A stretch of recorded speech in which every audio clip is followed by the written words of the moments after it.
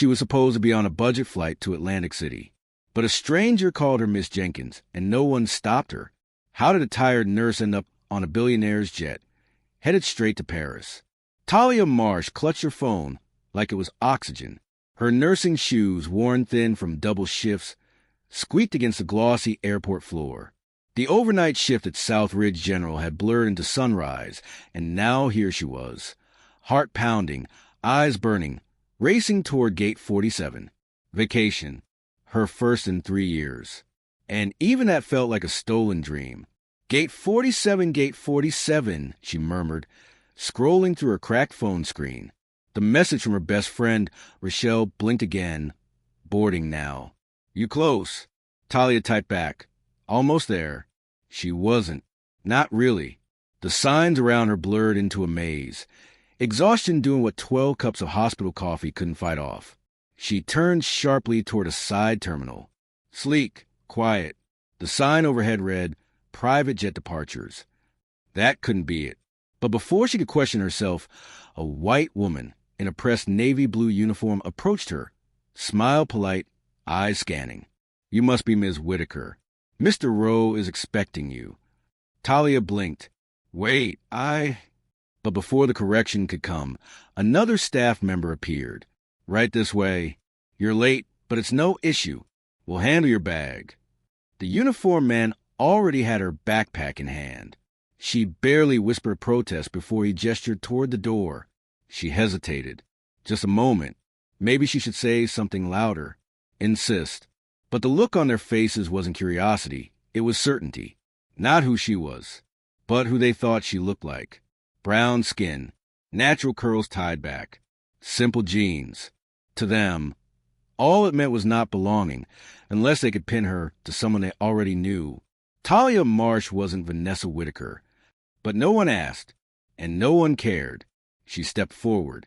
The jet was blinding. Ivory leather seats, gold-lined fixtures, marble counters. It didn't smell like Atlantic City. It didn't feel like home. A man turned from the window seat, and her breath caught. Young, maybe 30. Smooth skin, deep eyes, rich mahogany suit tailored to perfection, and undeniably, unapologetically black. He looked at her. You're not Vanessa Whitaker, he said. No suspicion. Just fact. No, I'm Talia Marsh. Her voice cracked. And I think I got on the wrong plane. He paused. Then a small, dry laugh. Clearly. The engine hummed beneath them. The plane rolled. Talia stood frozen, panic surfacing. Wait, I was supposed to be on a flight to...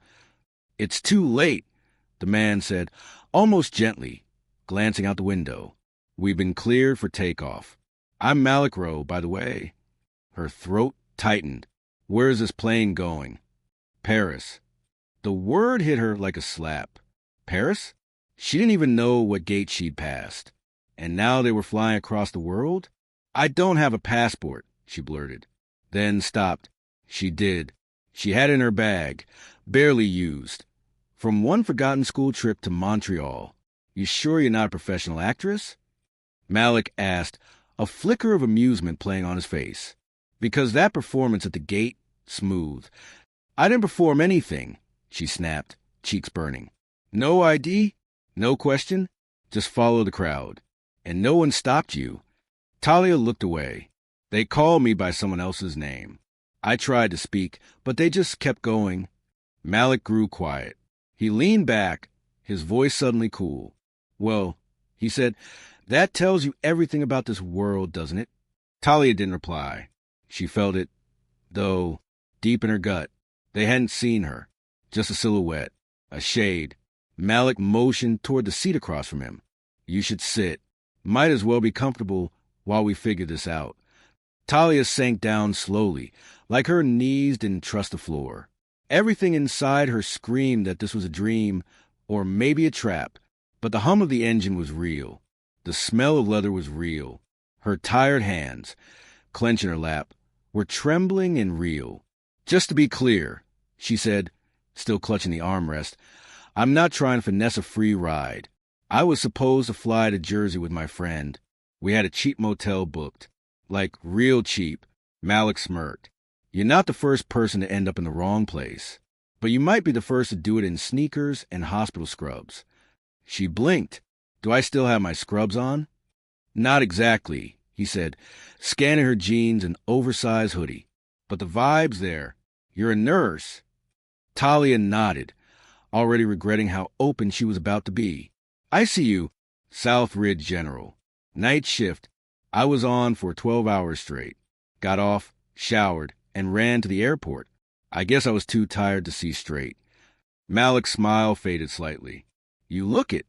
Talia met his eyes. That your polite way of saying I look like hell? Not hell, he said, slow.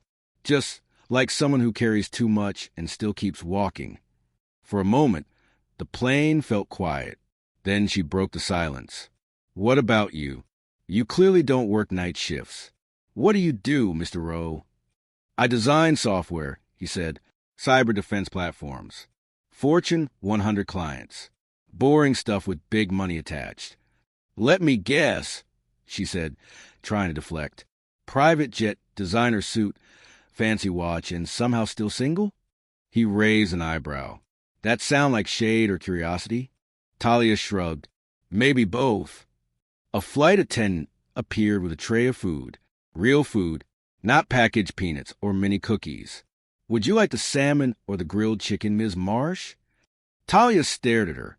You know I'm not Vanessa, right? The attendant didn't blink. Of course. Mr. Rowe asked that we accommodate you fully.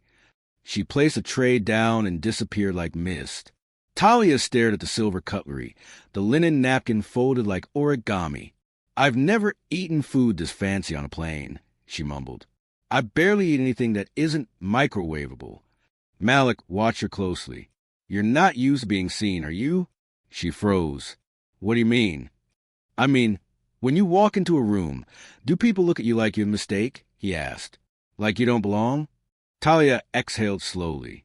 Yeah, all the time. He nodded, no trace of surprise. Same. She raised an eyebrow. Please, you walk into a room, and people probably stand straighter.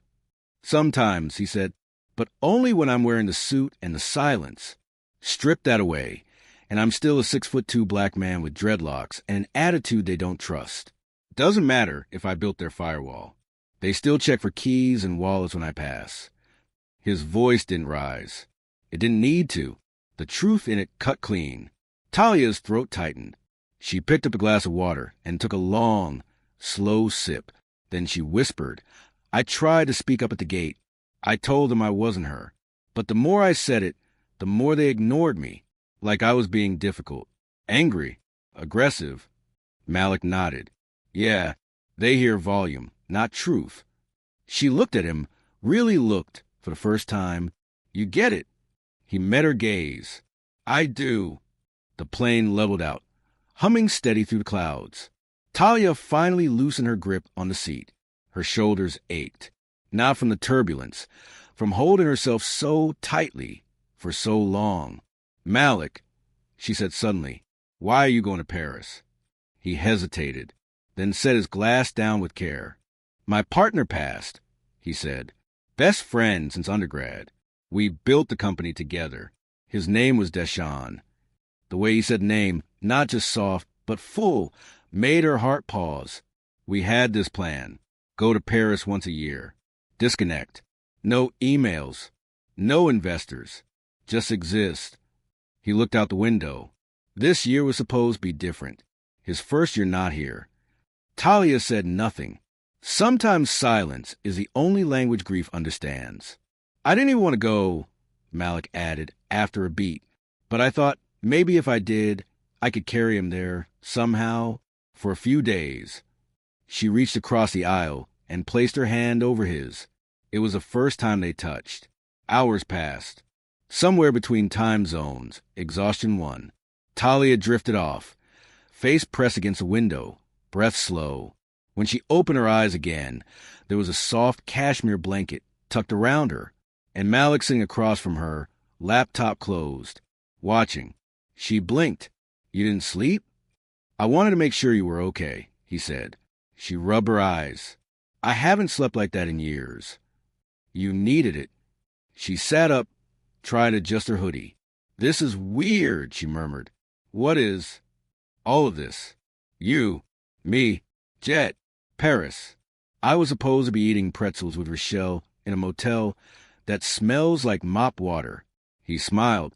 "You're not in Jersey anymore, Marsh." She laughed, but it faded quickly. "I still have to go back. Tomorrow. I've got a shift Monday night. And my little brother's home with my aunt. He's 17. Thinks he's grown, but..." Malik leaned in. "You take care of him?" She nodded. "Since I was 21. Our mom passed from lupus. Dad wasn't around. So it's been me and Jaden ever since." He whistled low. "That's a lot." "Yeah," she said softly. "It is." They landed just before sunrise. The private terminal in Paris looked more like a 5-star hotel than an airport. No customs line. No noise. No questions. Talia clutched her backpack tighter. "Is this even legal?" Malik smirked. "Depends who's asking." A sleek black car waited by the tarmac. The driver, white-gloved and silent, opened the door. Talia paused. "Look, I don't want you thinking I'm trying to be someone I'm not. This was all a mistake." "I know," Malik said. "I should just go to the main terminal. Catch a flight back." "Or," he interrupted gently, "you could see Paris for one night." "One night, Talia. My guest. No strings. Just the world as it could be." She stared at the skyline in the distance. She had seen it in textbooks, in dreams, but never like this. Then she heard her own voice say, "One night." The car slid to the quiet morning streets, past rows of shuttered cafes and cobblestone alleys, still kissed with dew. Talia leaned her head against the window, watching Paris unfurl, not the tourist version, but something quieter, older, real. Malik sat beside her, silent for once, his gaze soft. She broke it. "Why'd you let me stay?" He didn't look at her, just said, "Because I liked how you didn't flinch." She frowned. "Flinch. When I said my partner was black. When I said grief. When I said I came from nothing and built a $1 billion company and still get followed in Bloomingdale's." He turned then, met her eyes. "You didn't flinch. You got it." Talia swallowed hard. "I've been getting followed since I was 12. "Exactly." The hotel was obscene. Glass chandeliers, floors that sparkled like mirrors, front desk staff who didn't blink at them walking in together. The one man's smile toward her was tight, performative. She felt it. She always felt it. Malik must have felt it too, because he cut a sharp glance toward the man and said, "2 suites. Same floor, and she gets the tower view." "Yes, Mr. Rowe," the clerk murmured. In the elevator, Talia whispered, "You didn't have to flex like that." Malik shrugged. "I didn't. I clarified." The suite was bigger than her whole apartment. A view of the Eiffel Tower, so close, it felt like she could reach out and flick the lights. Talia stood in the center of the room, hoodie still on, bag still slung over her shoulder. She didn't want to sit, didn't want to wrinkle the sheets. A knock came. Room service. A box, elegant and white, tied with silk ribbon. A note on top. Something to make you feel like the room wasn't the only thing that belonged here. M. Inside, a simple black dress. Soft, understated, beautiful. She stared at it for a long time, then changed. The rooftop restaurant was mostly empty. Paris still waking. Light curling over the city like poetry. When Malik saw her, he didn't smile right away. He stood up slowly, as if something sacred had just walked into the room. "You clean up nice," he finally said. Talia rolled her eyes, but her cheeks betrayed her. "Don't start with flattery," she warned. "I already don't know what to do with this view, this food, or this everything." He chuckled. "Then just eat." They sat.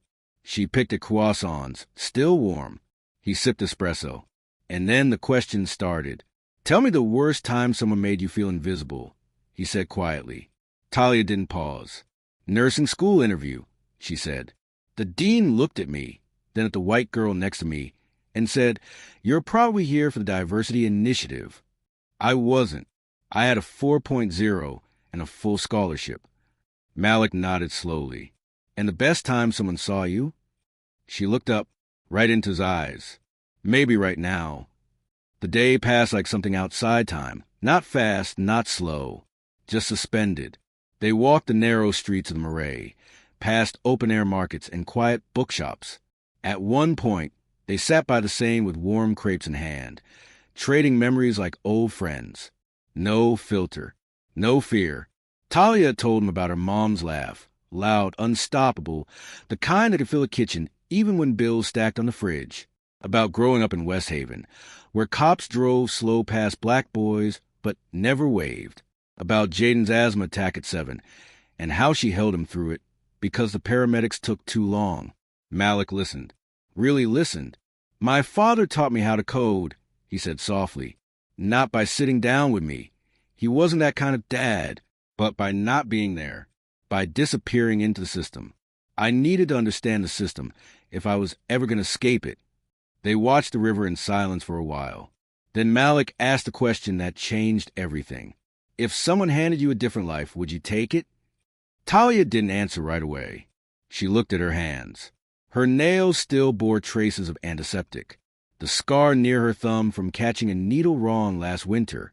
Her hands told stories, not of glamour, but grit. "I wouldn't take a different life," she said. "I just want this one to stop punishing me for how I look while living it. While living it." Malik leaned back, eyes heavy.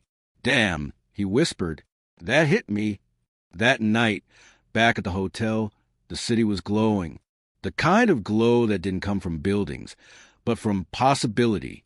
At her door, Malik hesitated. "I don't want this to be just a good story you tell your friend," he said. Talia tilted her head. "What do you want it to be?" He stepped closer, but didn't touch her, just looked. "I want it to be the start of something that doesn't end when the plane lands." She searched his face, the softness, the truth, the hesitation of a man who'd been told too often that black love was temporary, conditional, convenient. She whispered, "Then don't let it end." The sun rose quiet and golden on their last morning in Paris. Talia stood at the hotel window, arms crossed, watching the light pour over the rooftops. Her breath fogged the glass. Her heart beat slow but heavy. She hadn't packed yet. Behind her, the room smelled faintly of jasmine and hotel linen. A note sat folded on the table beside fresh berries and croissants, Malik's handwriting. "Didn't want to wake you. Walked to clear my head. Meet me in the garden before you go." She pressed the paper to her chest for a second, then let it go. The hotel's private garden sat tucked behind a row of ivy walls, all old stone and blooming silence. He was already there. Black sweater, hands in pockets. No bodyguards. No noise. Just Malik. Just a man. She stepped onto the stone path. He turned when he heard her. Neither of them smiled. "Talia," he said. "Yeah." He paused. Looked like he might step closer, then didn't. "Before you go," he said slowly, "I need you to know something." She waited. "I grew up being told I'd never be enough. That money would make people respect me. That success would keep me safe. But I still get followed in stores. Still watched when I walk into rooms full of power." He looked down, then back up. "But with you, I felt seen. Not because you didn't know who I was, but because you did and didn't flinch." She didn't blink. "I know what that feels like." He nodded. "I don't want to be a story you survive," he said. "I want to be a story you live." Talia swallowed hard. Her voice was low, careful. "What are you asking?" "I'm asking," he said, stepping finally toward her, "that you let me show up for you, not just in Paris, but back in your world too. Jersey, hospital scrubs, little brother, overdue rent, all of it."